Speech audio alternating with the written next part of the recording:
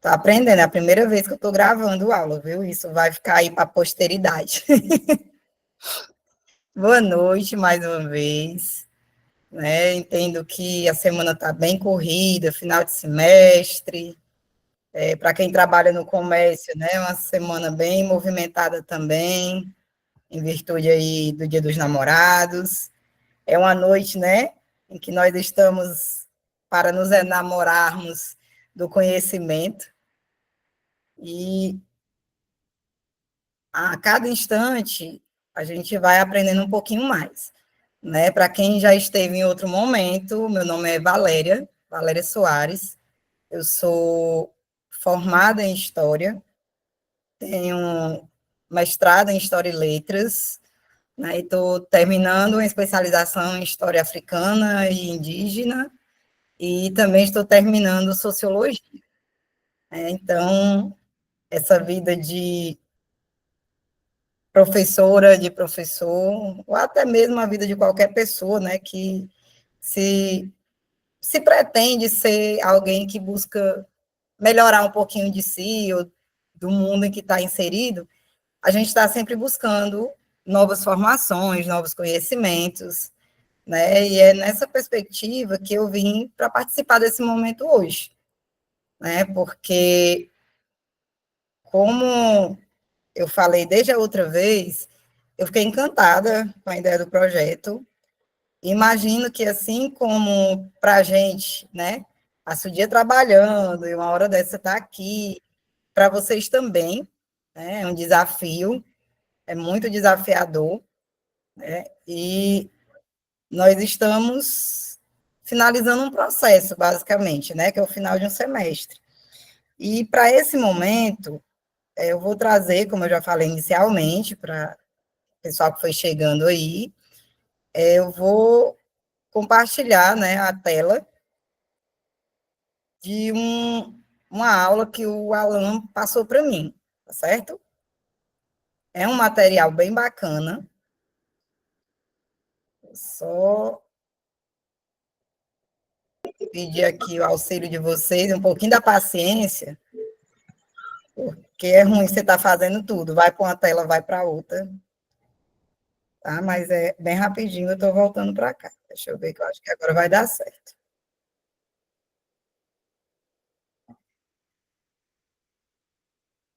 Só um instante, tá?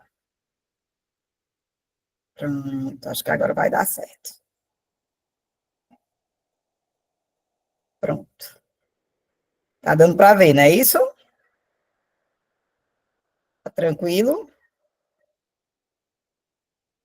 Sim, pronto. Eu vou para cá.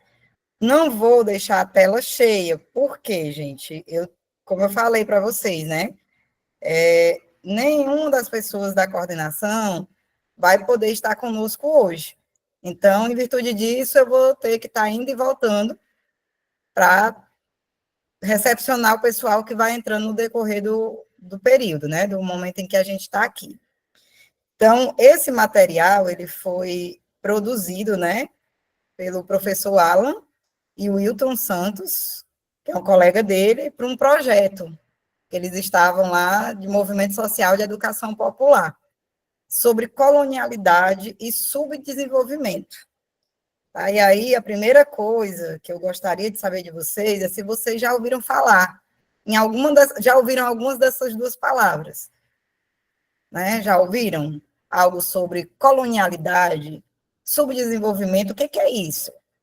Né? Isso na história, tá? Contemplando o que exatamente? Já ouviram? Sim, não?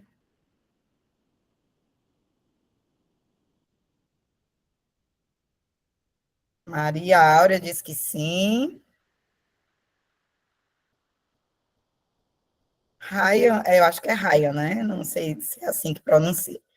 Sim, sim, que bom. Né? Porque por muito tempo, na, na historiografia, a gente não ouvia falar nessas palavras, sabe? Por quê, né? Por que, professora Valéria, que a gente não ouvia falar?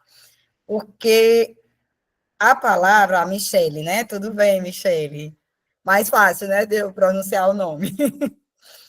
essas palavras, elas trazem para a gente uma nova forma de análise de um contexto histórico. Deixa eu explicar. Primeiro, nós vivíamos uma realidade, aliás, ainda vivemos, mas hoje um pouco menos, de uma história que ela é contada a partir da Europa. É tanto que se vocês observarem livros didáticos, né, qualquer coisa que fale sobre história, até mesmo quando a gente procura no Google, a história ela está sempre remetendo à história europeia, tá?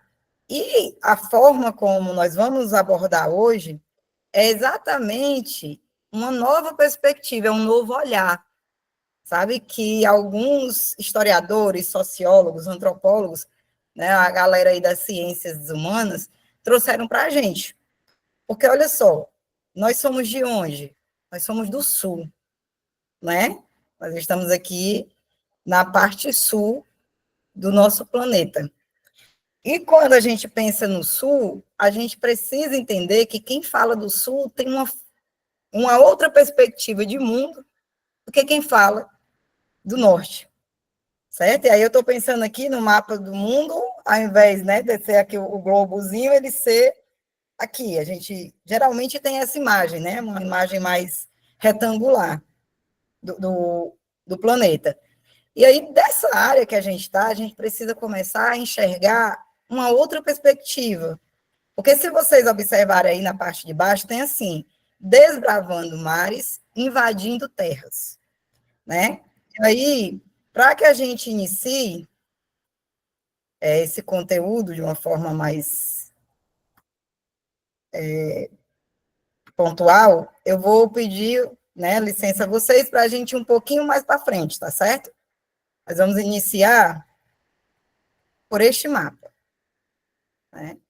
E pensando neste mapa, nós vamos nos deter a algo que traz uma série de imagens. O que, que vocês conseguem ver nessas imagens? Podem pontuar aí para mim? Gosto da aula sozinha, não, viu? Eu gosto de estar conversando com os alunos. Até porque eu acredito que o processo da aula, ele é de partilha. Né? Eu não gosto da palavra troca, porque eu não posso tirar o que tem aqui e trocar com vocês. Mas a gente vai partilhando. Né? Quando vocês olham para isso daqui, vocês conseguem visualizar que é um mapa? É a primeira coisa que eu pergunto. Né? Vocês estão vendo o mapa ou vocês estão vendo aí uma série de rabiscos? Mapa, né? O que tem nesse mapa que chama mais a atenção de vocês?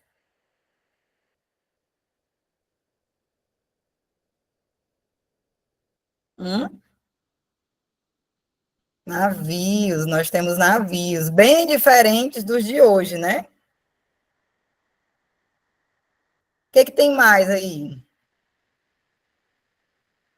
Vocês conseguem visualizar aqui onde está o cursor? Eu estou colocando, passando.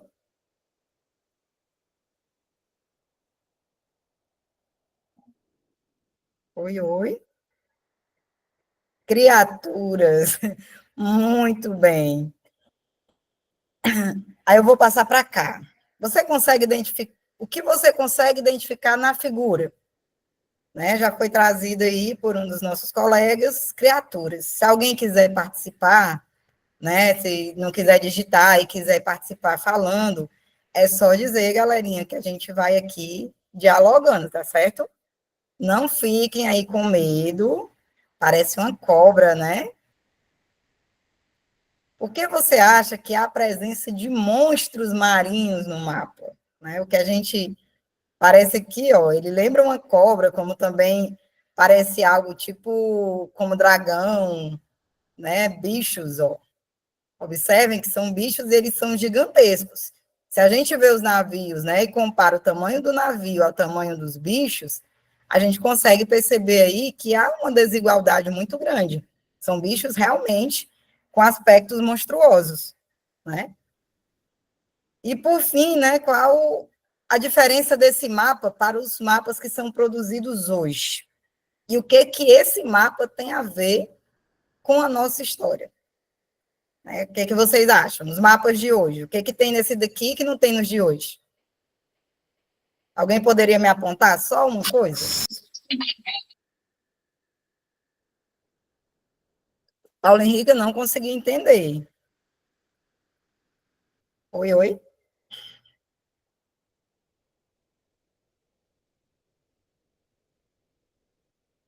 A gente consegue visualizar uma bússola, né, galera? A gente sabe que a bússola, ela foi muito importante. Ela ainda é, né? Porque a bússola, quando a gente fala dos primeiros mapas que foram construídos, a bússola é mais ou menos o que a gente utiliza hoje, chamado GPS. Né? Não sei se vocês se situam muito pelo GPS, mas, por exemplo, eu gosto muito de viajar. E eu não gosto, né? Uma questão que eu acredito que as meninas vão me entender melhor que os meninos. Eu não gosto de parar. Eu chamo meninas e meninos sempre, viu, gente? Pode ser mais novo e mais velho do que eu, são meninos e meninas, né? Mas as mulheres vão me entender melhor.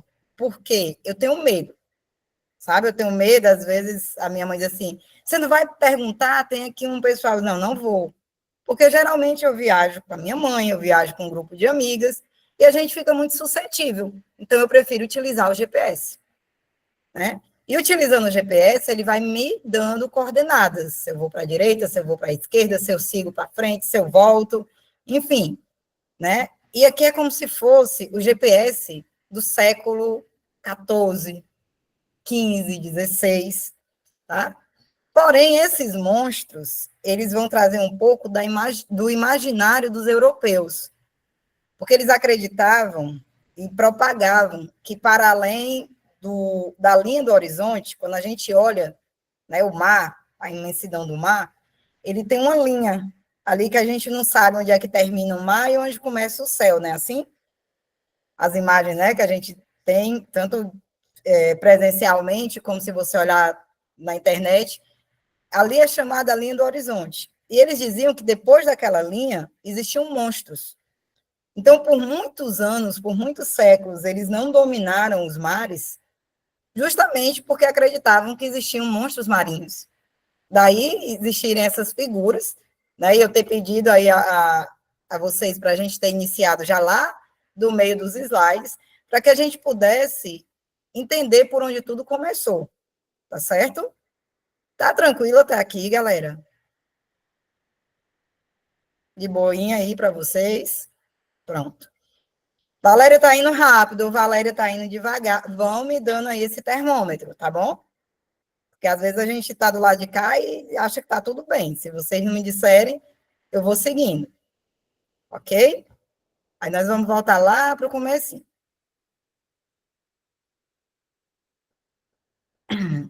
A gente tem aqui, né, a derrubada da estátua de Cristóvão Colombo na Colômbia, né?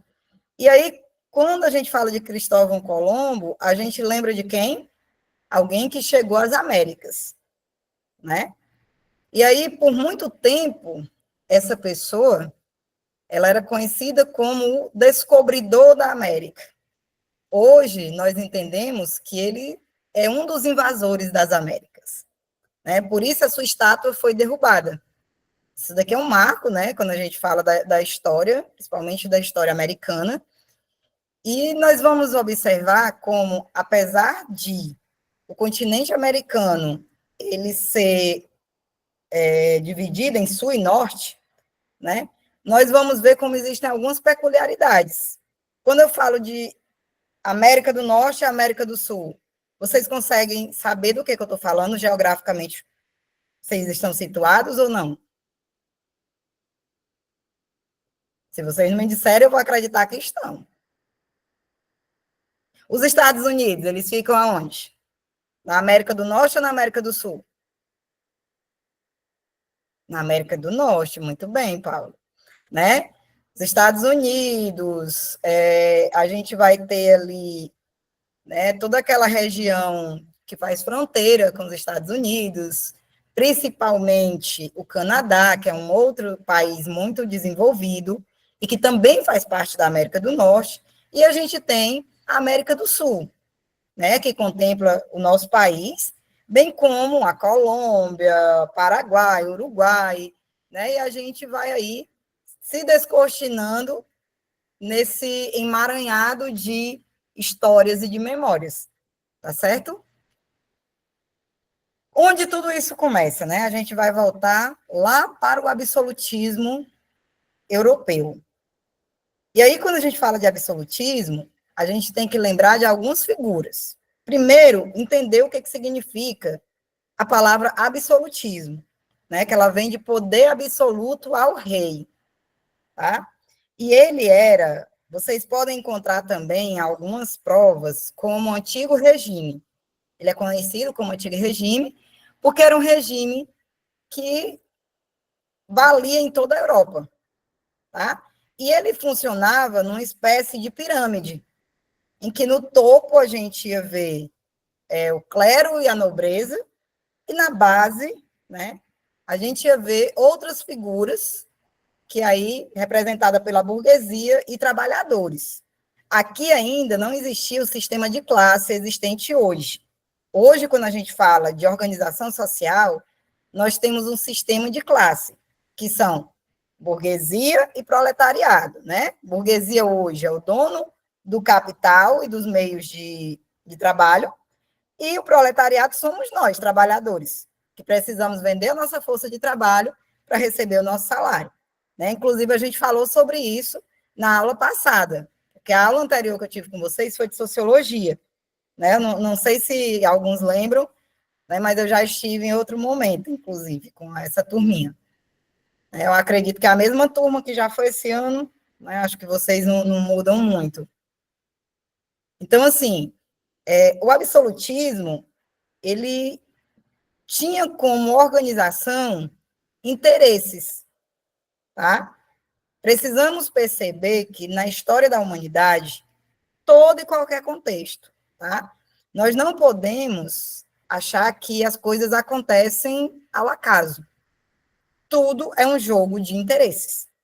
Por isso que a política, né, nascida lá na Grécia Antiga, ela vai perpassar todas as sociedades, todos os cenários, e o que vai mudar são os modelos, tá? A estrutura da Europa, né, ela era monárquica e era uma monarquia absolutista. O que é isso? Ela era, né, todos os países europeus, eles eram comandados por reis, tá? Que, junto com os nobres e o clero, dominavam aquele contexto, tanto do ponto de vista político como religioso, uma vez que o clero eram os representantes, aqui entre aspas, né, de Deus na Terra, porque era assim que se entendia. Tá? Então, a gente vai ter aqui, vocês estão vendo, né, que a gente vai ter os interesses dos monarcas, interesse da nobreza, interesse do clero, e aí a gente vai perceber que essa aliança, né, que é sempre um jogo, a história política ela é sempre uma história de alianças, tá? A gente ou se alia ou vai contra, não tem meio termo, né? O Karl Marx e também o Paulo Freire, que era um grande educador, ele disse que não existe na humanidade essa questão de neutralidade, né? A galera hoje trazendo para a linguagem do Instagram, o Instagramável, né? Diz que a gente só pode pensar nessa questão de estar ali isento de qualquer coisa quando a gente fala de algo palpável, o que não é político, tá? E o que é isso, Valéria? Grosso modo dizendo, quando a gente pensa, estou aqui, sou neutro, nem vou para A e nem para B. Neutro é shampoo de bebê. Cada um de nós vai carregar um ideal, ou de opressor ou de oprimido, independente do local onde a gente esteja, tá? E aí é importante pensar sobre isso, porque a história da humanidade e das relações sociais, elas se constroem exatamente nesse prisma, tá? Quando eu falo de prisma, eu estou falando de organização, né? Essa perspectiva de vida. Porque a gente ia ter, de um lado, né, o clero e a nobreza, que vai dominar tudo, e aí a gente está falando da Europa ainda medieval, tá certo? Lá no período em que a Europa ela se estabelece como um grande centro universal, tá? E o período medieval, para que a gente volte a lembrar, ele vai desde o período da queda do Império Romano, né, até o início da modernidade, tá? Então, ele vai aí, nós estamos em 2025, depois de Cristo, né, o nosso calendário ocidental, ele é o calendário cristão, o gregoriano, e ele marca, né, da chegada de Cristo para cá. Então, nós estamos em 2025, nós passamos quase 1000 anos vivendo esse período medieval. E os registros históricos, eles vão contar a história do medievo, principalmente na Europa. Por quê? Porque é o centro do universo, de acordo com a cabeça dos europeus, que dominavam a escrita. Tá? Por isso, gente, que é tão importante, apesar do nosso cansaço, né, do nosso dia a dia bem corrido e dos nossos afazeres, que nós não paremos de estudar, sabe? Por quê? Porque é exatamente o conhecimento que traz poder. Essa galera aqui detinha muito poder porque a grande massa populacional não tinha conhecimentos, sabe? Tinha conhecimento daquilo que precisava para sobreviver, mas não tinha um conhecimento do ponto de vista da intelectualidade. Isso não era desenvolvido. Por quê? Porque quanto mais a gente estuda, mais a gente vai contra o sistema. E quem está na ponta, né, quem está lá no topozinho sendo beneficiado, não vai querer que a gente saia daqui. Vai querer que a gente continue aqui, mantendo eles no topo da pirâmide. Estou me fazendo entender até aqui? Estão conseguindo? Vocês não vão me enganar, não, viu?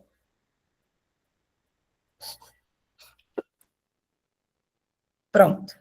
Então, a gente tem aqui, né, interesses do clero, interesses da nobreza, dos monarcas, que era exatamente manter a autoridade da igreja católica. Quando a gente se remete a clero, falou de clero, igreja católica, é só lembrar. Porque quem dominou a Europa durante todo o período medieval foi a igreja católica, tá? E aí, nós vamos ter essa realidade, ok? Por outro lado, né, a gente vai ter o interesse da nobreza, que vai querer cargos políticos, né? Assim como o clero muitas vezes também queria cargos políticos. Não é à toa que até hoje nós temos representantes de igrejas, não só, né, hoje na nossa realidade, não só a Igreja Católica, mas muitos representantes de igreja dentro do cenário político. Apesar de hoje se dizer que o Estado é laico, que é um Estado laico, aquele que a igreja não pode definir, teoricamente, né? E aí, seguindo, vamos ter os interesses da burguesia, que era uma classe em ascensão naquele período, né? Eles queriam, muitas vezes, compravam títulos de nobreza, né, para poder ter influência, tá certo? E uma das coisas que a burguesia queria era a isenção de impostos, tá? Essas isenções de impostos iam fazer com que eles ganhassem mais dinheiro, eles tivessem mais dinheiro.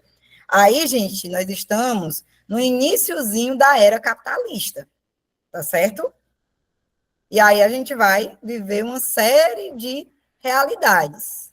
Aqui tem o desenho do Estado absolutista, para que vocês entendam, né? Olha só, o rei lá no topo, né, que são os monarcas, tá? E a gente vai ter aqui, ó, clero, né?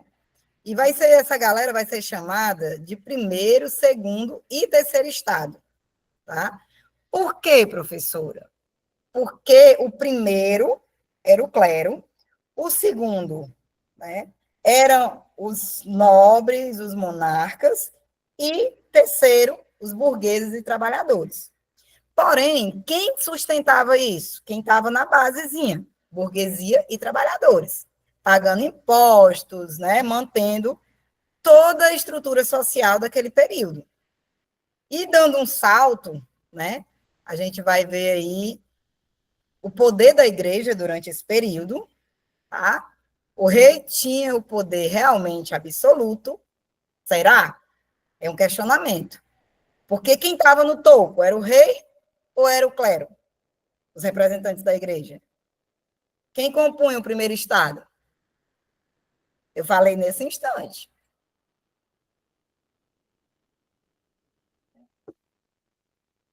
O clero, gente. Até então, a Europa vivia a era teocêntrica, ou seja, Deus como centro. E quem era o representante de Deus? Os clérigos, né? Então, o clero estava ali. Por isso que a gente não pode pensar no poder dos reis como absoluto, porque tinha essa forte influência, né, da igreja. Porque a figura do papa e do rei, muitas vezes, elas se confundiam, tá?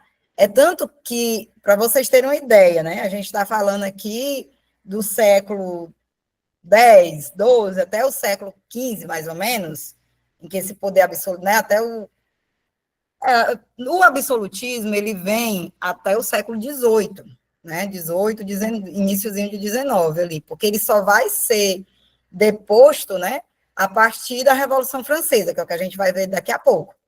Mas a gente percebe que até hoje a Igreja Católica ela ainda tem uma influência forte, né? A gente teve há pouco tempo aí a morte do Papa Francisco, né? Que eu posso não ser católica, eu posso não ser cristã, mas é impossível negar a influência do Papa. Por quê? Porque o mundo todo parou para reverenciar um Papa e para perceber ou receber, né, o outro Papa. Por que isso? Porque isso define muita coisa. A igreja ainda é muito influente, tá? E a gente tem, né, uma série de situações, aqui a gente vai ter a figura do rei, né, tem até aí a cena do filme Maria Antonieta, tá? E ele era quem? O soberano e seus familiares.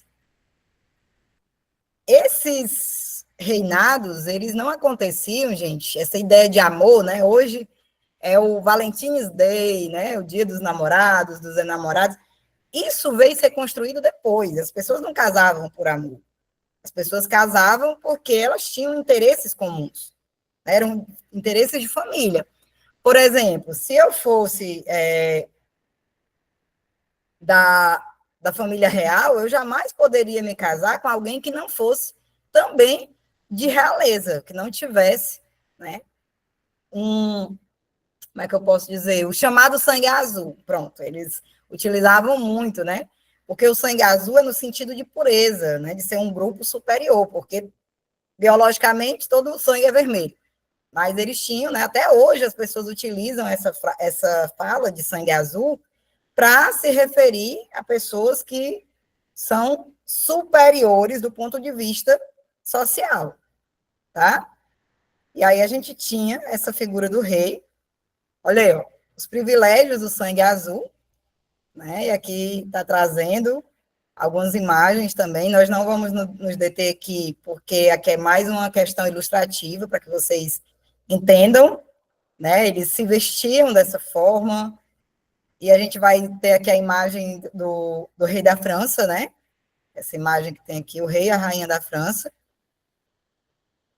E nós vamos para as redes de comércio, tá? A gente vai ter as cruzadas aí do século XI e XII, né? As cruzadas, eu acredito que vocês já ouviram falar, que era aquele período de expansão, né, de domínio de um grupo sobre outro, principalmente levando o cristianismo, porque à época eles chamavam de cristianismo. Hoje o cristianismo, ele é muito mais amplo, vai para além do catolicismo, né? Mas nessa época eles chamavam o catolicismo de cristianismo, fazendo referência a Cristo, né? Cristianismo de Cristo. E aí a gente vai ter conflitos no Oriente Médio, assim como hoje, né? A gente ainda os conflitos nessa região, eles ainda não cessaram porque existem muitos interesses por trás disso, né? E aí a gente vê todos os dias na TV mortes de crianças, mortes de mulheres, de idosos, de homens que estão guerreando porque são obrigados a estar ali no front, né? E também a gente vai percebendo que esses conflitos entra gestor, sai gestor, né? E aí eu estou falando no cenário mundial mesmo, entra presidente, sai presidente, e essa questão não muda. Por quê? Porque é uma área extremamente rica de minerais, né? As riquezas naturais dessa região trouxeram a verdadeira desgraça, né, para eles, porque desde esse período aqui que a gente vivencia essas redes que perceberam o que tinha literalmente naquela terra, né, e queriam tomar. Só que eles nunca abriram mão, porque a terra é deles, né? E é por isso que até hoje se vive dentro dessa dinâmica, tá? Eu vou chamar de dinâmica para não usar um termo, né, mais cruel, mas a gente sabe que isso traz conflitos para além das questões internas, sabe, do Oriente. Mas ele traz conflito para o mundo todo, porque tem horas que as pessoas não sabem nem quem é que tem razão no final das contas. Porque na guerra ninguém tem razão, né? Se a gente for analisar isso, quem está no fronte da guerra não tem razão, porque a guerra é uma coisa irracional. Tá? Mas aí a gente vai deixar isso para um outro momento, aqui é só para que vocês entendam como que as coisas foram se descortinando na história, né, até aqui. Rede de comércio, com o chamado Oriente, os orientais eles sempre foram muito ligados ao comércio, tá? Aí, tanto que tem aí a Rota das Sedas e das Especiarias, né, renascimento comercial e cultural e o florescimento urbano. O que é esse renascimento comercial e cultural? Né? E rapidamente, gente, porque é muita coisa para pouco tempo. Eu disse até o Alan, eu vou me deter em alguns pontos, porque são muitos conteúdos. Né? Mas o Renascimento, lembram lá da Grécia e da Roma Antiga, que era o chamado período clássico, né, em que a filosofia foi trazida, né, para a população, não de uma forma geral, mas o que nós temos como gênese da filosofia remete a esse período, né, a chamada Era Clássica, que é exatamente quando as cidades, as polis gregas, né, o Império Romano foi ganhando destaque, e eles foram se organizando. Então, ali se vivia o antropocentrismo. O que é isso? O homem no centro.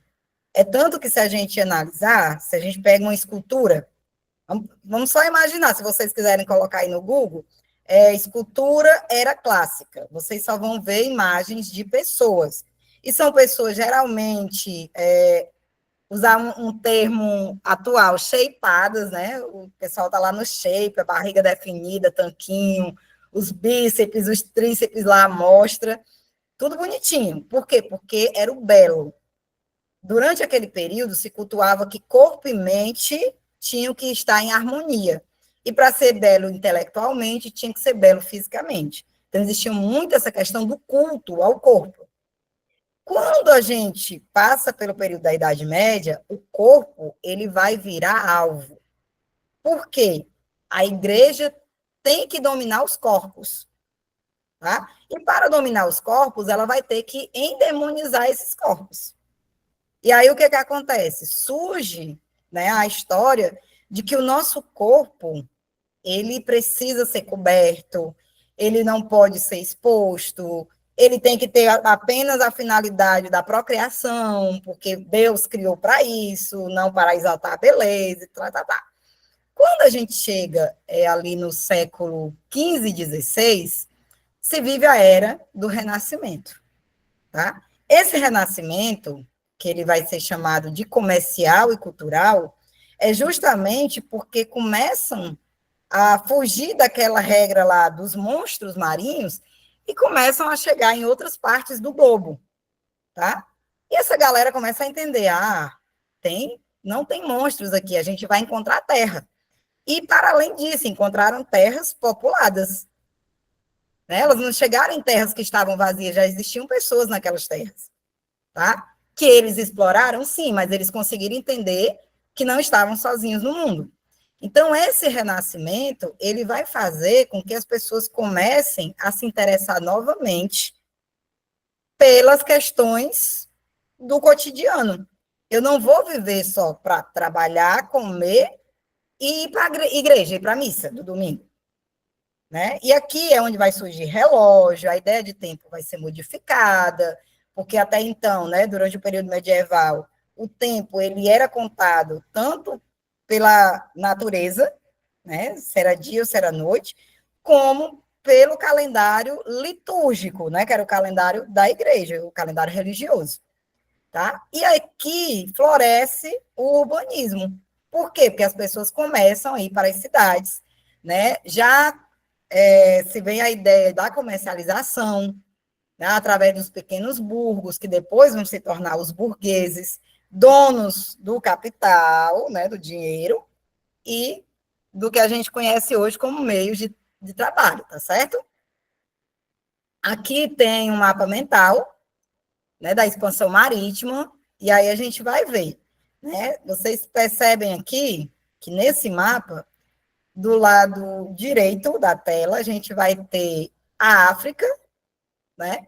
E do lado esquerdo, a gente vai ter as Américas, principalmente sendo enaltecida aqui a América do Sul. Tá? E o que, que a gente vai conseguir perceber, né? Tem uma coisa que diz assim: descobrimento do Brasil. Aí, né, isso é o mapa mental que os meninos pegaram, e aí eles colocam descobrimento, invasão, chegada, o que, que foi no final das contas? Né?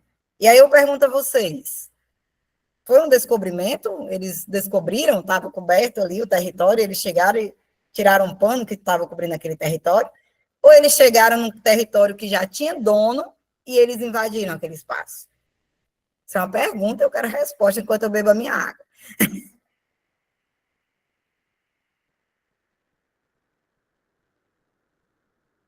Invasão, né?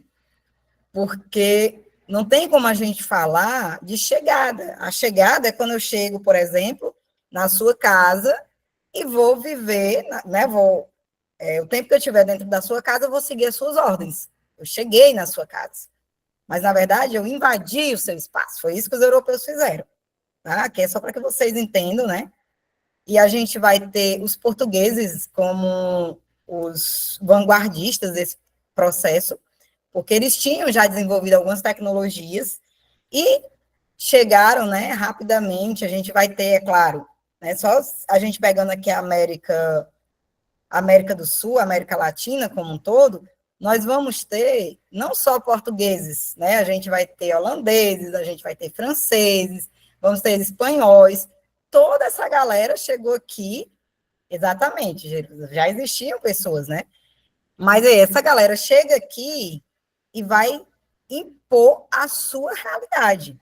É tanto que o próprio nome, né, que eles deram aos nativos foi de índios, porque no primeiro momento eles pensavam ter chegado às Índias, que era o foco deles, a ideia deles era chegar às Índias, porque eles sabiam que a Índia existia, mas eles não sabiam como chegar até lá, né? E aí, a partir disso, eles conseguiram compreender depois que não era a Índia, que depois eles chegaram lá, né, continuaram a sua rota e chegaram aonde eles queriam, né, que era o objetivo.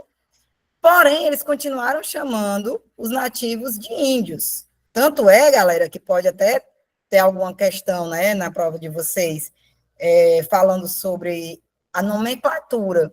Os indígenas, eles não gostam de ser chamados de índios. Porque ele diz que índios foram os nomes que eles receberam dos colonizadores.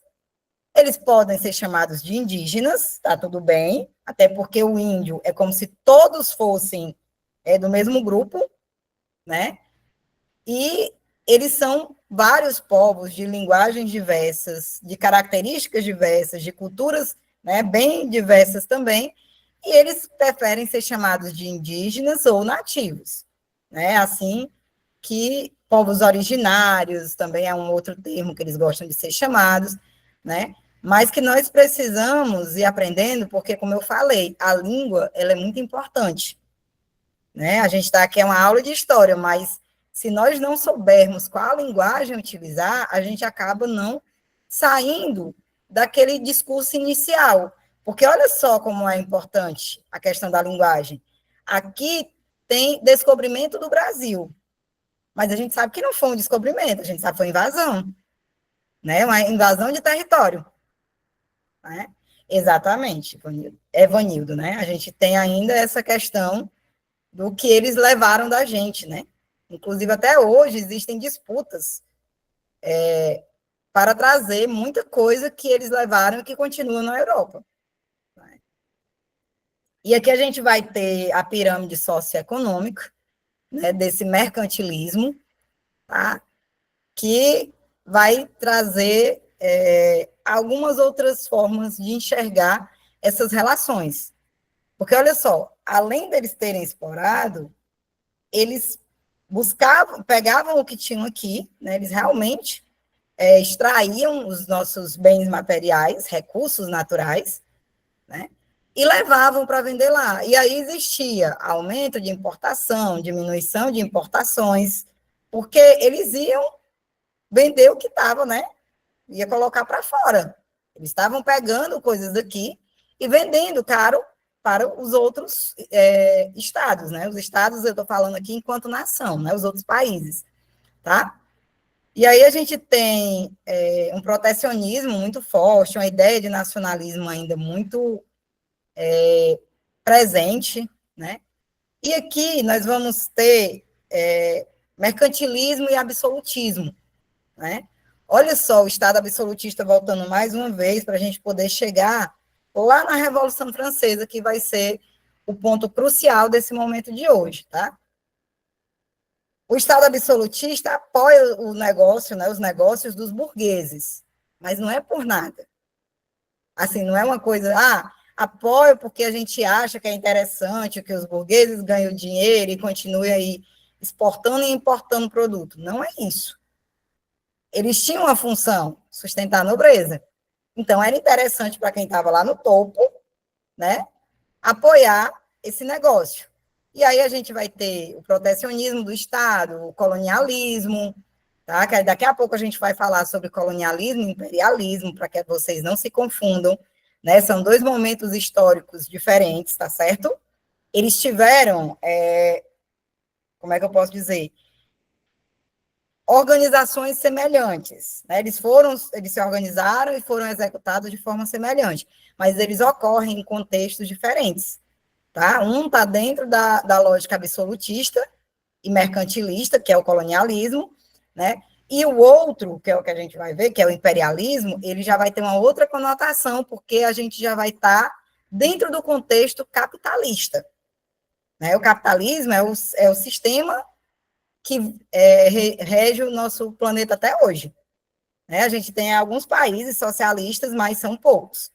Tá? O que impera mesmo no mundo atual, né, nas grandes relações comerciais, globais, é o capitalismo. Tá? Tudo tranquilo? Posso passar aqui, galera? Tudo bem? Vocês estão aí? Pronto, estão. Aí eu acho tão bom quando eu vejo o dedinho, digo, eles não dormiram, não foram embora, não me deixaram só. Séculos XVI e XVIII, né? Então, a gente vai ter aí a modernidade, que é exatamente aquilo que eu falei para vocês. É o período do renascimento científico e cultural, né? O início das revoluções industriais e um outro, uma outra perspectiva, na verdade, de ver o mundo, tá? Porque não se tinha mais essa ideia aqui dos monstros. Para além dos mares, existe terra, existem pessoas, existem formas e condições de explorar. Se existe forma e condição de explorar, logo vamos ganhar com isso, né? Era essa a visão dos europeus. Sempre lembrando, europeus estão aqui, ó, nessa base. Nós estamos aqui, tá? Por isso que é importante a gente conhecer a história, porque quando a gente conhece a história, a gente sabe exatamente onde a gente está. Né? A nossa condição é de oprimido, opressores, os europeus, né? Principalmente nesse período. Tá? Então, existia. né? Dois tipos. Oi, Claunice?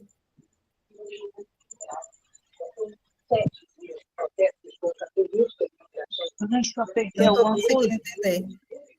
Uma pessoa ali, né? Ei, mulher, tá bem aí? Mulher? Ai, sai daí, velho. Eu já vi filme de terror matar por menos. Eu acho que foi algum erro, mas tudo bem. Vou seguir. Então, nesse período, né, existia a colonização, que foi exatamente o período da colonização das Américas. Aí a gente vai ter dois tipos de colonização: a de exploração e a de povoamento. A do Brasil, vocês acham que está em qual?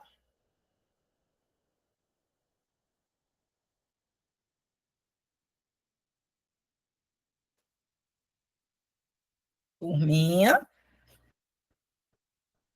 pode escrever aí no chat que eu estou acompanhando aqui.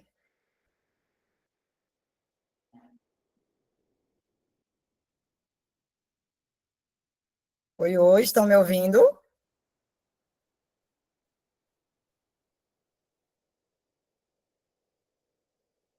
Sim, estão ouvindo, né?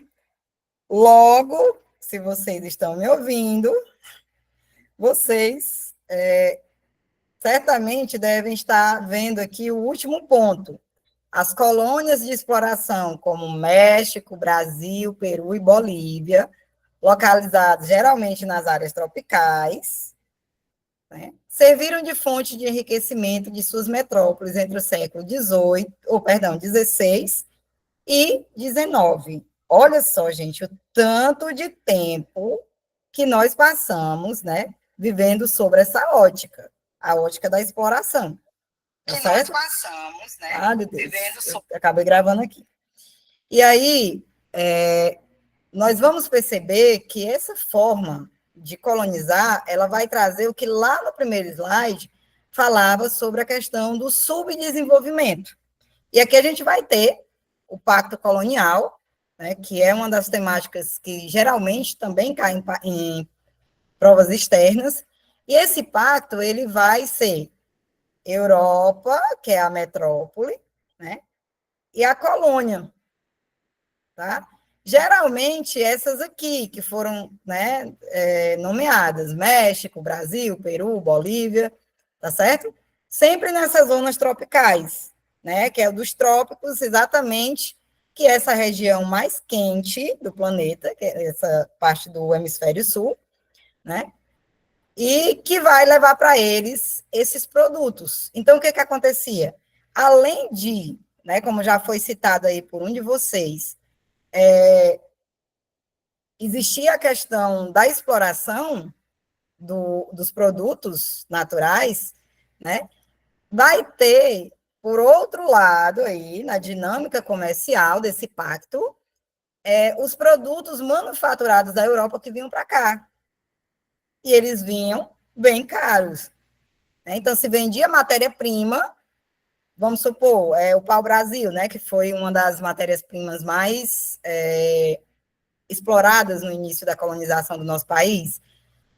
Se explorava o pau-brasil daqui, se levava para lá sem pagar nada, né? Produzia ali a roupa, vamos trazer a roupa, por exemplo, e vinha para cá essa roupa que era vendida muito cara.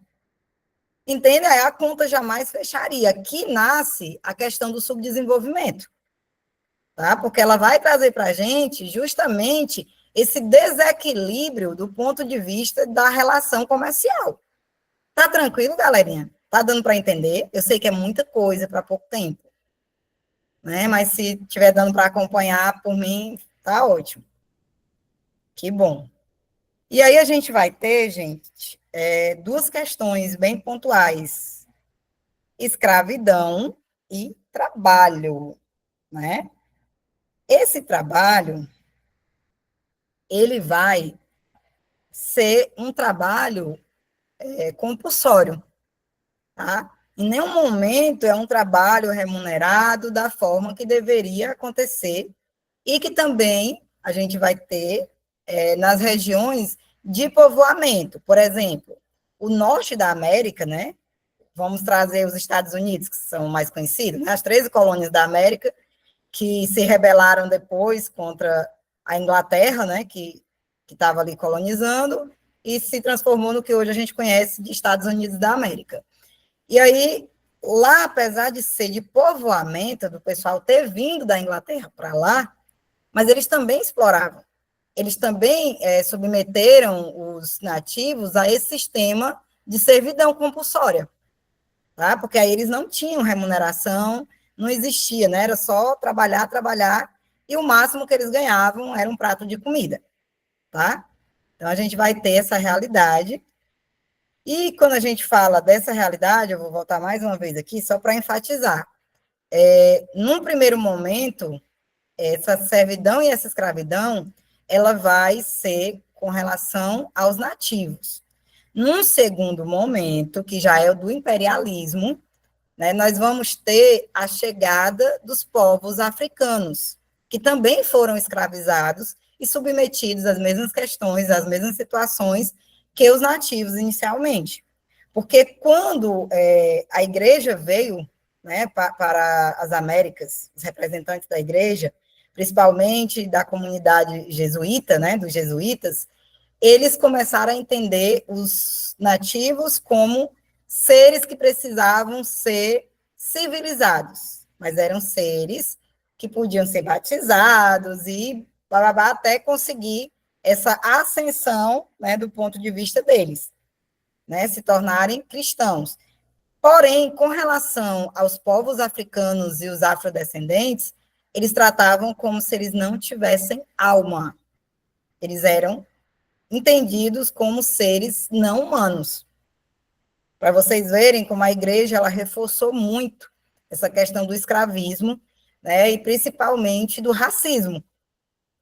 Porque quando a gente fala de escravidão, a gente está falando automaticamente da racialização do outro, né, em que você coloca o outro numa condição de ser inferior a você pela sua cor de pele, pelo seu cabelo, pelo, né, seu formato, o formato do seu corpo, tá?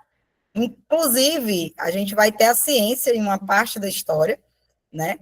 Ali, principalmente século XIX, que é o ápice, né, conhecido como século das ciências, a gente vai ter a ciência tentando justificar e criando um mito de darwinismo social, que é o racismo científico. Era a ciência querendo, né, de alguma forma, ciência feita por quem?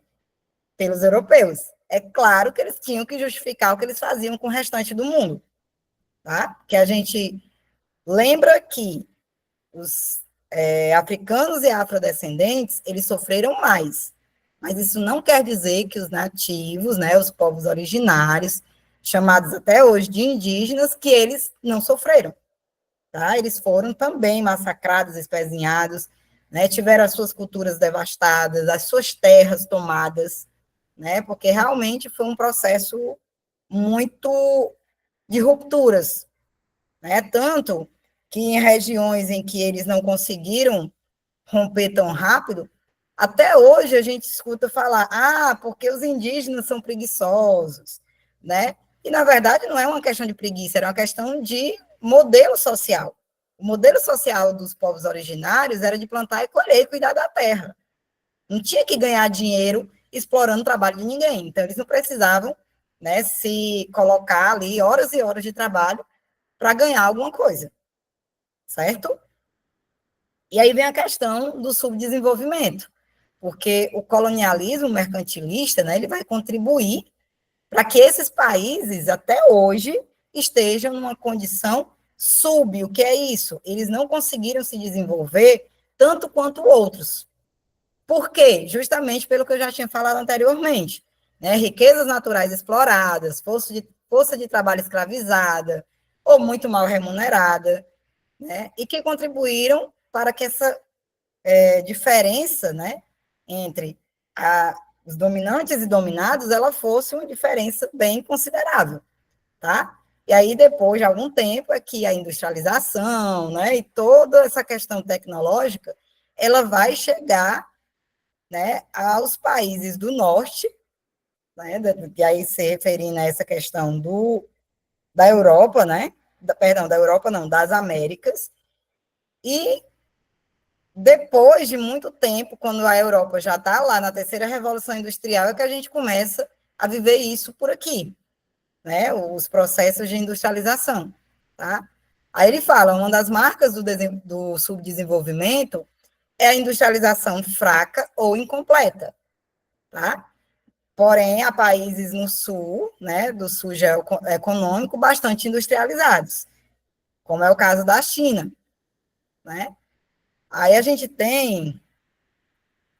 paga até hoje, Evanildo, né, para vocês verem como, às vezes, eles dizem, mas tantos programas sociais, tanta coisa, tanta bolsa, e por que a gente ainda está assim? Gente, são séculos de exploração.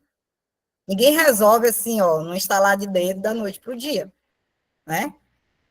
E aí a gente tem países em desenvolvimento e de industrialização recente. Brasil, Índia, México, Coreia do Sul, né? E outros que vocês estão vendo aí nos slides.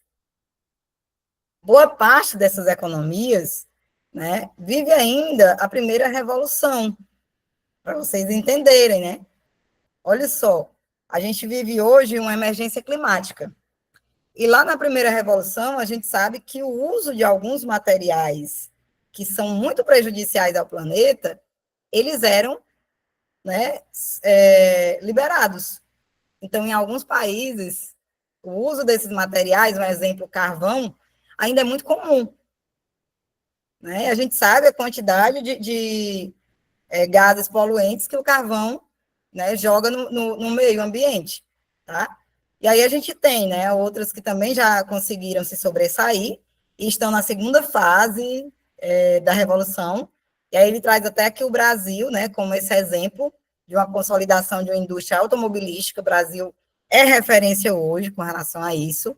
Aí tem a Argentina, Turquia, Índia, México, né?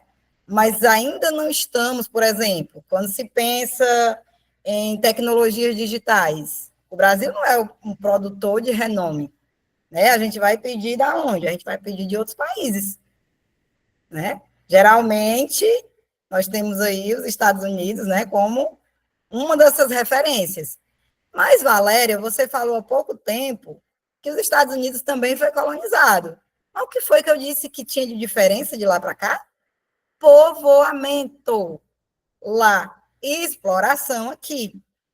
Então, a galera, né, foi para os Estados Unidos para fazer uma espécie de extensão da Inglaterra. Tá? Aqui não, aqui eles só vieram para tomar o que a gente tinha e ainda vender, né, quando depois que transformasse aquela matéria-prima, vender os seus produtos bem caros, tá? Igual eles fizeram com os nativos, né? Quando eles chegaram aqui, pegaram pau-brasil e outras, como é que se diz? Outros materiais, outras matérias-primas nossas, né? E devolveram para eles quinquilharias, né? Espelhos, batons, essas coisas que não tinham nenhum tipo de valor que fosse tão próximo. Né? Inclusive, o nosso açúcar ele foi muito explorado, né? A cana-de-açúcar. A gente vive numa região tropical, então a cana-de-açúcar ela tem uma produção boa. E eles utilizaram disso também. Tá? E aí ele diz, né? O atraso de grande parte do mundo diante dos líderes da Revolução Industrial teve motivo, a colonização. Né? E praticamente todas as nações do Sul foram colônias antes de se tornarem países independentes. É por isso que é bom a gente saber geograficamente onde a gente está situado, sabe, e historicamente de onde viemos. Né? E aí, até ressaltado aqui que China, Irã e Turquia não foram oficialmente colônias, né? Mas viveram também esse processo de exploração. Por isso que fala aqui que perderam parte de seus territórios, né, foram tomadas por essas potências europeias através da submissão econômica. Se eu te vendo, se eu pego contigo a matéria-prima de uma coisa e eu te vendo aquele produto pronto 10 vezes o valor da matéria-prima que eu te compro, essa conta não vai fechar. Tu vai continuar me devendo, me devendo, me devendo, me devendo. Era mais ou menos isso que a Europa fazia com as suas colônias. Tudo bem, garotos e garotas? Aqui a gente vai ter uma imagem, né? Eu gosto dessa imagem, ela é muito representativa, né? Porque nós vamos ver o colonialismo, né? E a gente vê aqui os nativos. E essa bota, né, do colonizador, do colonialismo, ela vai literalmente deixar essa galera, né, submersa. Não só de forma simbólica, como também de forma física, de forma emocional, cultural, porque ela vai atingir tudo, né? E aí a gente vai ter aqui que alguns países que foram colônias de algum império europeu se tornaram subdesenvolvidos, né? E a gente tem também países desenvolvidos, e aí vem o exemplo, Estados Unidos, Canadá, Austrália, Nova Zelândia, né? Que foram colônias de povoamento do Reino Unido. Reino Unido, se entende, né? Inglaterra, tá? Então, hoje, por isso que a língua é importante também lembrar isso, quando eu gosto sempre de falar da questão da linguagem, né? Os norte-americanos, eles falam o quê? Inglês, né? A língua inglesa. Nós falamos o quê? O português. Os nossos hermanos aqui, né, da Paraguai, Uruguai e Argentina, falam espanhol. Né? Tem muito a ver com essa questão da colonização, o que não quer dizer que nós fomos colonizados apenas por portugueses. A gente vai ter influência aí de franceses, de holandeses, né? A própria Fortaleza, que é a capital do nosso estado, ela era considerada a menina dos olhos dos holandeses. Tá? É tanto que a gente vai ter aí uma disputa acirrada, né? Vai ter, com a chegada da missão francesa, também vai ter influência. Então, assim, no geral, né, a gente vai ter essa situação que a gente chama de colônia e colonizador, oficialmente, mas de forma, né, oficiosa, nós vamos ter também a influência de outros povos, tá certo? E aqui a gente vai ter, gente, imperialismo ou neocolonialismo, né, que é toda vida que vocês verem neo alguma coisa, é um novo modelo, né, por isso que é neocolonialismo, mas ele vai trazer aqui as diferenças. Por isso que eu disse, gente, lá na frente eu vou apresentar para vocês, né, a diferença entre colonialismo e imperialismo. Colonialismo dos séculos XVI ao XVIII, com as grandes navegações, que é aquele momento em que eles adentram os mares, né, e vão enfrentar os monstros, aqueles que foram, né, apresentados naquele mapa. No século XIX, no ápice da Revolução Industrial, né, os europeus precisavam de matéria-prima para produzir esses produtos e precisavam também aumentar o número de pessoas que ia ser consumidora. Então, a gente vai ter essa outra dinâmica, tá certo? Conquista territorial territorial europeia no além-mar, lá no colonialismo, e no imperialismo a gente já vai ter uma conquista pela superioridade militar. Agora eles não vêm mais com os espelhinhos para brincar com os indígenas, não.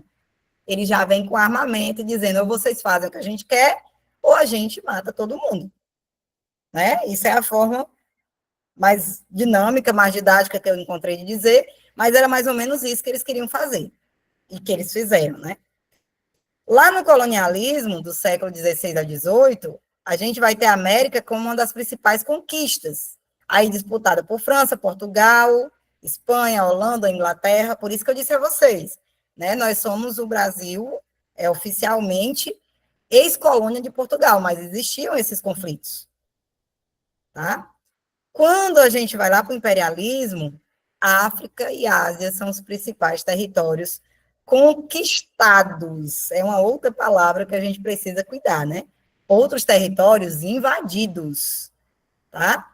E aqui foi um outro processo de genocídio e etnocídio. O que é isso? Genocídio é o processo de matança de um povo, de um grupo social, e o etnocídio é quando se mata a cultura daquele povo. E essa foi, né, a grande cartada. Eu posso até usar essa palavra, sabe? Quando a gente lembrando do jogo de cartas, né? Essa foi a grande cartada dos europeus, porque eles dizimaram populações e também as suas culturas.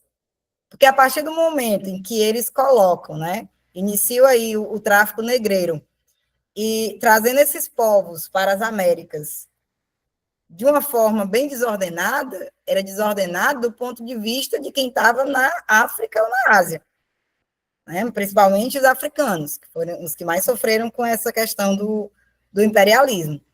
Mas, para eles, era estratégia. Por que era estratégia? Vamos supor, nós estamos aqui num grupo de 14 pessoas. Vamos supor que cada um de nós representa um grupo de etnia africana. O que eles iam fazer? Eles pegavam o meu grupo com o grupo da Cleonice e o da Cibele e juntava no mesmo navio. Nós éramos povos rivais, falávamos línguas diferentes, tínhamos costumes diferentes, é claro que a gente ia se degladiar. E a gente não ia unir forças, até porque a gente não falava a mesma língua, para reivindicar a nossa condição de gente. E aí eles iam conseguir nos tratar numa condição subhumana, que foi exatamente o que eles fizeram, né, com esses africanos, trazendo eles, distribuindo no restante do mundo, além de tomar o território e as riquezas naturais desses territórios. Tá certo, gente? Tá tranquilo?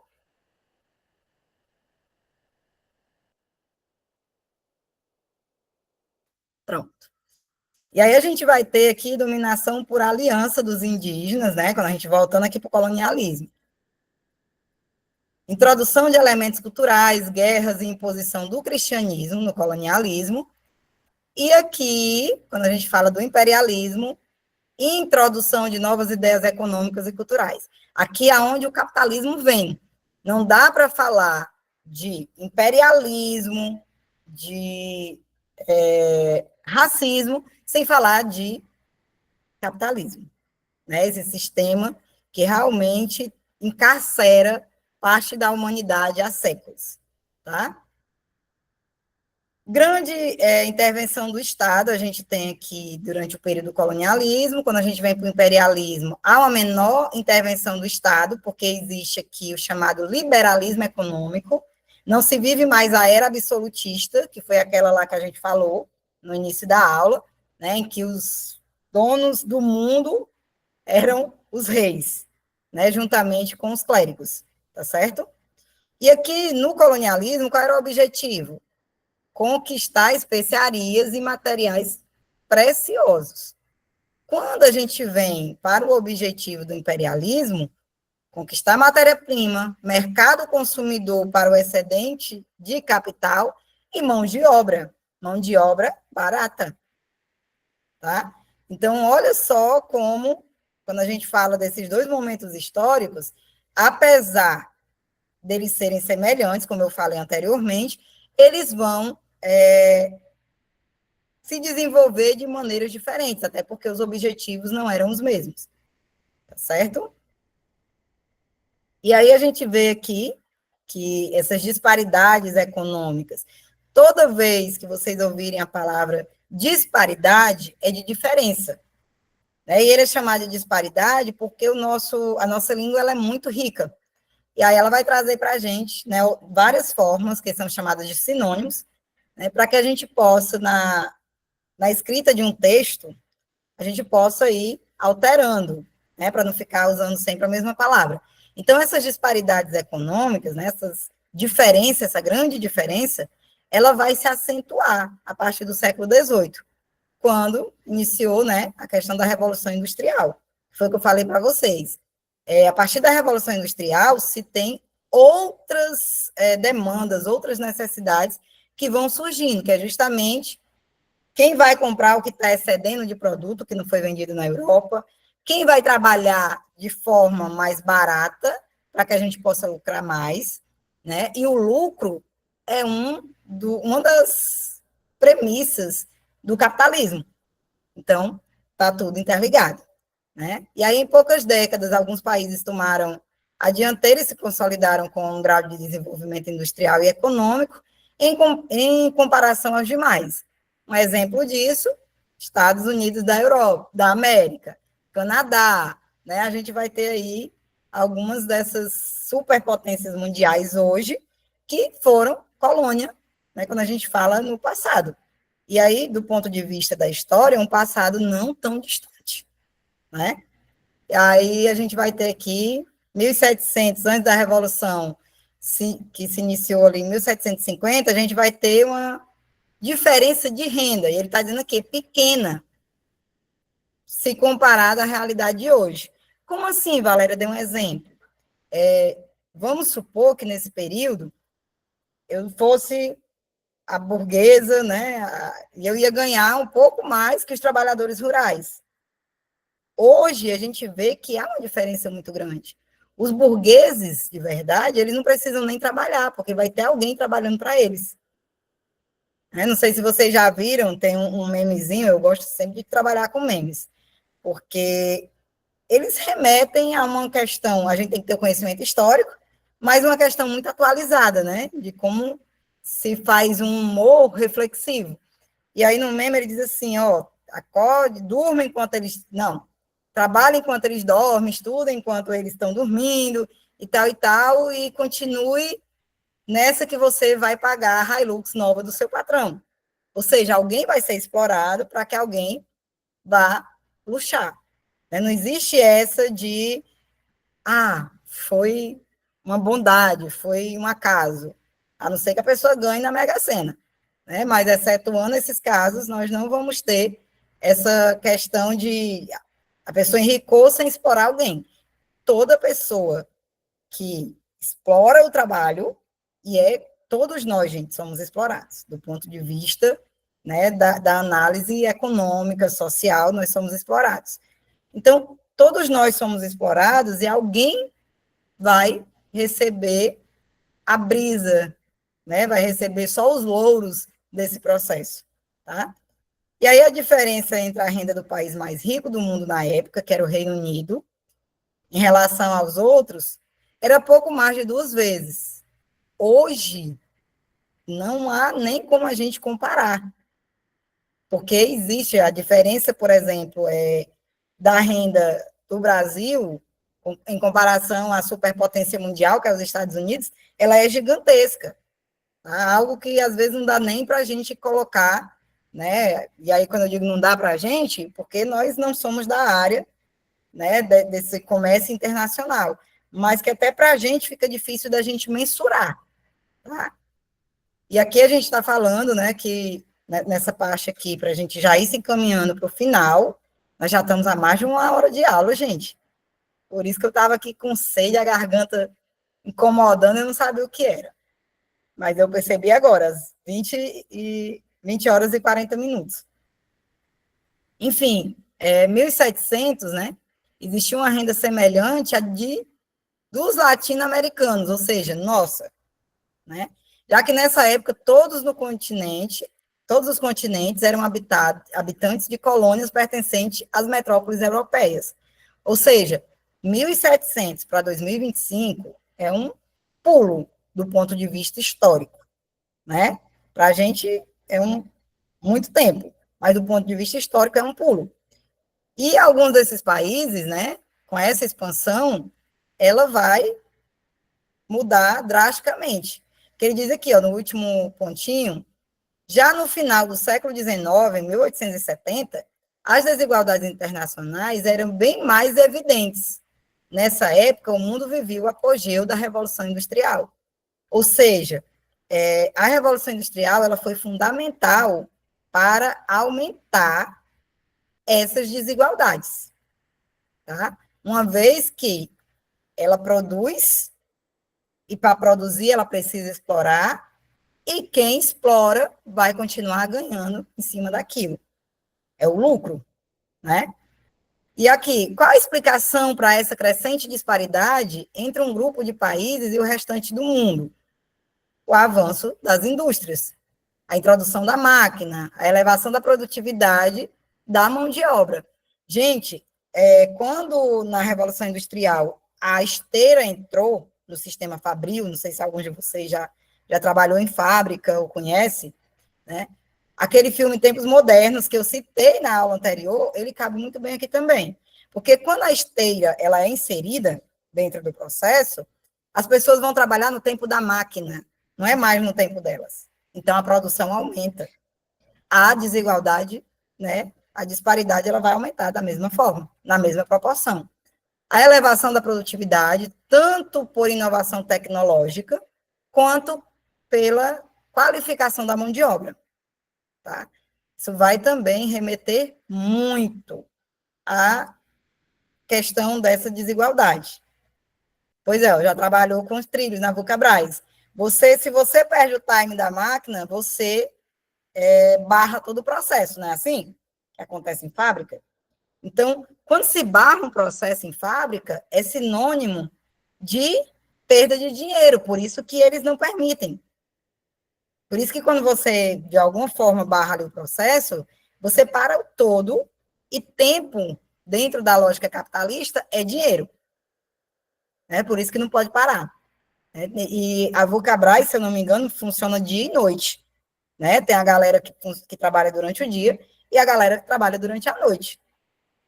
E vocês imaginam aí a exaustão desse pessoal. Hoje se tem legislações trabalhistas, tempo máximo de trabalho, um tempo mínimo de descanso entre um período de trabalho e o outro. E nessa época que inicial não tinha, gente. As pessoas muitas vezes morriam porque elas estavam exaustas. E aí, quando eu falo de pessoas, eu estou falando de crianças, porque não tinha essa questão de infância, não tinha adolescência, não tinha nada do que se tem hoje. E aí, aqui, a gente lembra que a industrialização, ela também vai impactar na urbanização. Por quê? Porque a galera vai para as cidades. E há um maior número de emprego nas cidades. Indústria, comércio, serviço, tudo isso vai girar. A economia, ela gira em torno disso. E essa modernização das cidades, ela vai ali em meados do século XVIII, que é exatamente quando a gente consegue perceber a expansão do capitalismo, e a chamada modernidade. O que é a modernidade? Ruas organizadas, as cidades sendo pensadas com casas que vão desde casas para uma pessoa até casas para famílias mais abastadas, que tinham dinheiro para fazer casarões, enfim, e que saiu do campo para vir para a cidade. E nós vamos ter aqui essa economia com mercado e economia de mercado, em que a gente vai perceber o quê? Economia de mercado ou capitalista é aquela na qual predominam as empresas particulares e em que as decisões econômicas são norteadas pelo mercado. Ou seja, nós temos uma dinâmica de empresas privadas, por isso que ele chama aqui, nas empresas particulares. E essas decisões econômicas, elas vão impactar diretamente no mercado. Esse mercado, em contrapartida, ele vai demandar do Estado, ou seja, da nação, do país, algumas... eu lhe dou isso, eu emprego a população para que ela não morra de fome e você não seja responsabilizada por isso, mas, em contrapartida, você vai ter que me assegurar algumas coisas. Tá? E essas decisões, que são aí tomadas, elas são tomadas pelos presidentes e diretores das empresas, dessas grandes estatais ou de empresas privadas, tá? Que aí, quando a gente fala em estatais, são empresas do Estado, são as empresas públicas, por isso que a gente fala de público e de privado, mas elas têm que estar ali caminhando juntas, tá? Para que o comércio, realmente, o mercado, ele não pare. E o objetivo principal das empresas, numa economia de mercado, é a busca de lucro, totalmente associada à ideia capitalista, tá?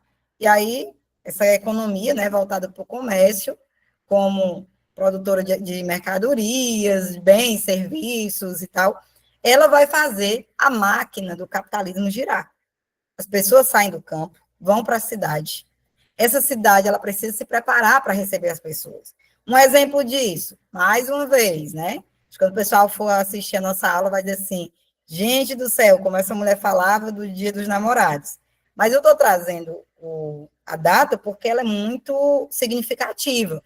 O aumento de produtos e serviços nesse período, ele é considerável, né? Hoje, o que foi que aumentou de comércio, no comércio hoje? A venda de flores, a venda de chocolates, os como é que eu posso dizer? Aqui eu esqueci o nome. Os restaurantes, pronto. Os restaurantes, os motéis, os hotéis, né, as empresas que vendem viagens, tudo isso aumentou.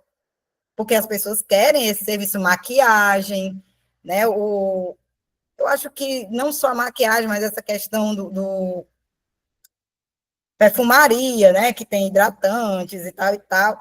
Eu vi muita gente hoje, né? Do caminho do trabalho para casa, os entregadores, né? Nessa loucura para deixar e tal.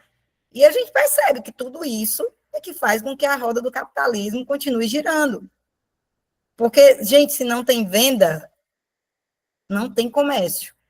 Se não tem comércio, o comércio ele é sustentado e ele sustenta também. Né? Se não tem comércio, eu não tenho salário. Se eu não tenho salário, eu não tenho como pagar nada, eu não tenho nem como comer. Né? Tudo bem por aqui?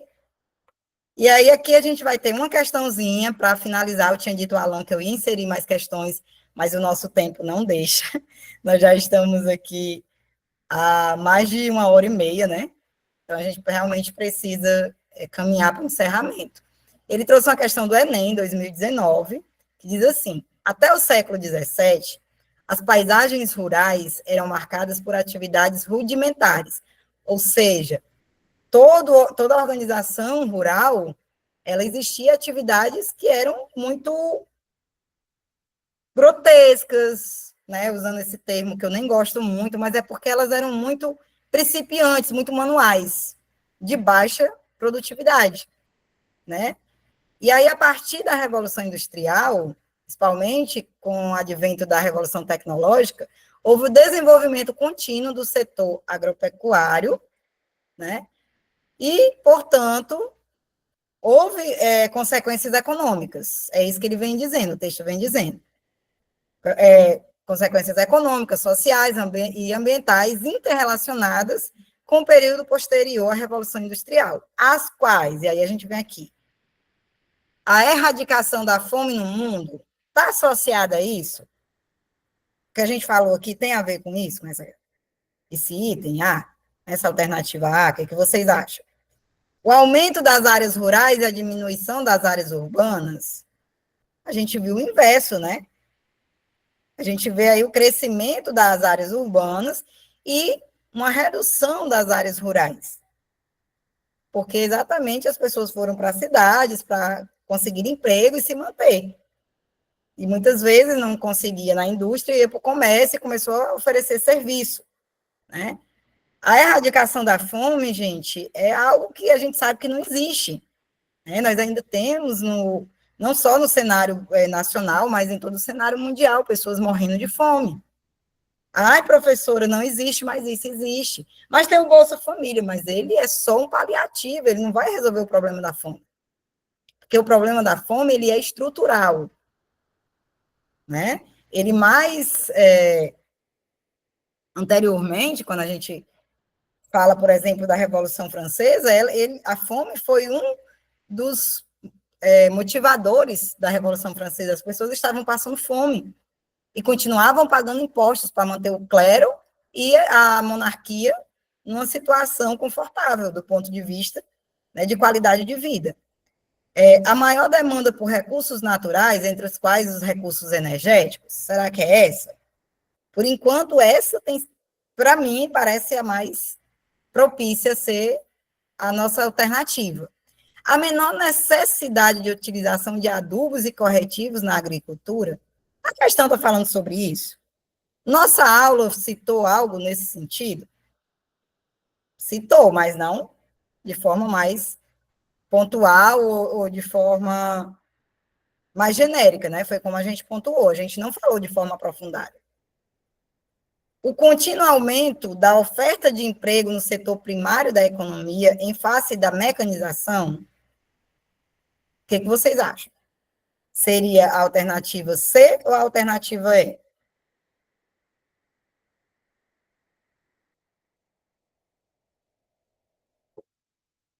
Galerinha, vocês estão aí, vocês me deixaram sozinha.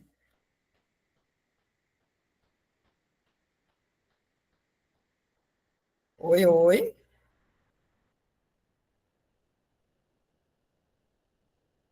Calma. Estão lendo, né? É porque eu fiquei preocupada, se eu estou sozinha, meu Deus.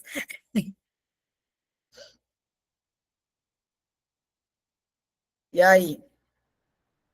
Tem um contínuo aumento da oferta de emprego, tá aumentando a empregabilidade formal, ou a maior demanda por recursos naturais, entre eles, perdão, entre os quais os recursos energéticos. Gente, há uma demanda exorbitante por recursos naturais. Por exemplo, hoje a gente vive aí a guerra das IAs, né? Que é a inteligência artificial.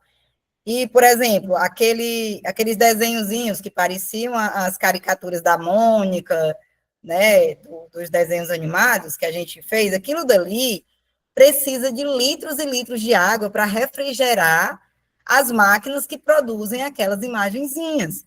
Por isso que os artistas, né, os artistas plásticos principalmente, eles entraram numa onda de vamos melhorar essa situação, conscientizando as pessoas de que elas não devem estar toda hora pedindo coisa na IA. Por quê? Porque a IA, ela é inteligência artificial, então ela requer produtos naturais para se manter. Quantos litros e litros de água são jogados para o esfriamento dessas máquinas? Por dia, né? E a gente está falando do Brasil. O Brasil ainda não está na era da revolução tecnológica. A gente tem países aí que estão anos-luz na nossa frente e que, consequentemente, requer muito mais, né? A gente, quando fala maior demanda, é porque precisa de mais recursos naturais.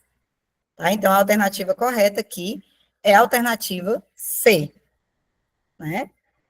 E aí a gente vai encerrando. Eu gostaria de saber de vocês se ficou algo, né, que eu não consegui fechar, se ficou alguma dúvida, né, se vocês precisam, se querem colaborar com alguma informação a mais. Estou aqui botar aí esses 5 minutinhos para a gente finalizar, né? Paulo disse que não. Teve uma colega aí que dormiu, eu entendo, amiga. Estou quase na onda também, eu só não dormi porque eu que estou falando. A professora também cansa, né?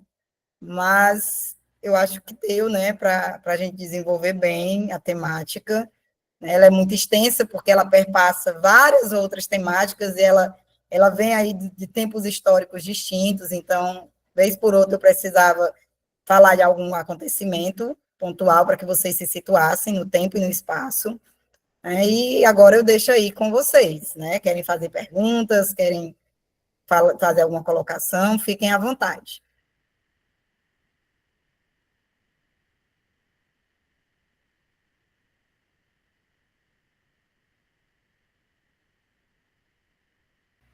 O Evânio está dando boa noite, eu estou achando que a galera está querendo dormir, né? Espero a gente ter colaborado de alguma forma. E se ficou algo a desejar, eu peço desculpas. E na hora que precisarem, já sabe, a gente está por aqui. Viu? Foi bom estar com vocês mais uma vez. Boa noite. Vou parar aqui a gravação para poder encerrar, tá bom?